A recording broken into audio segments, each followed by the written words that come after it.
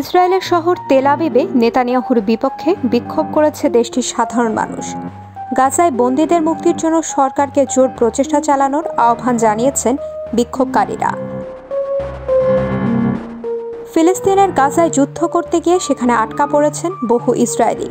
আটক বন্দীদের দেশে ফিরিয়ে আনতে সেনা সদর দপ্তর এবং অন্যান্য সরকারি ভবনের বাইরে জড়ো হন। পরে প্রধানমন্ত্রী বেঞ্জামিন নেতানিয়াহুর বিরুদ্ধে স্লোগান দেন তারা।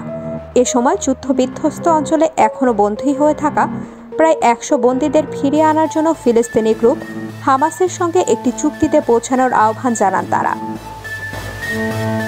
এর আগে গত 2 সপ্তাহে গাজা থেকে 6 বন্দীর লাশ উদ্ধার করা হলে বাকি বন্দীদের নিয়েও আতঙ্কগ্রস্ত হয়ে পড়ে ইসরায়েল, যার প্রেক্ষিতে ইসরায়েলে ব্যাপক বিক্ষোভ শুরু হয়। যে বিক্ষোভে আনুমানিক 7.5 লাখ মানুষ অংশ নিয়েছেন বলে বলা হচ্ছে বিভিন্ন গণমাধ্যমের পক্ষ থেকে।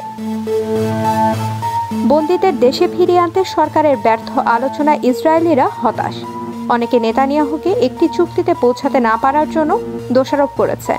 তাদের মতে, যতদিন যুদ্ধ চলবে ততদিন ক্ষমতায় থাকতে পারবেন নেতানিয়াহু, আর সে কারণে যুদ্ধ বন্ধের কোনো ইচ্ছে নেই তার।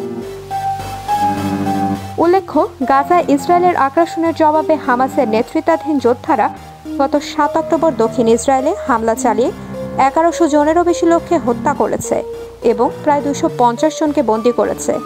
অন্যদিকে গাজায় ইসরায়েলের যুদ্ধের পর থেকে 41,000 ফিলিস্তিনি নিহত হয়েছে এবং প্রায় 2.3 মিলিয়ন জনসংখ্যা বাস্তুচ্যুত হয়েছে।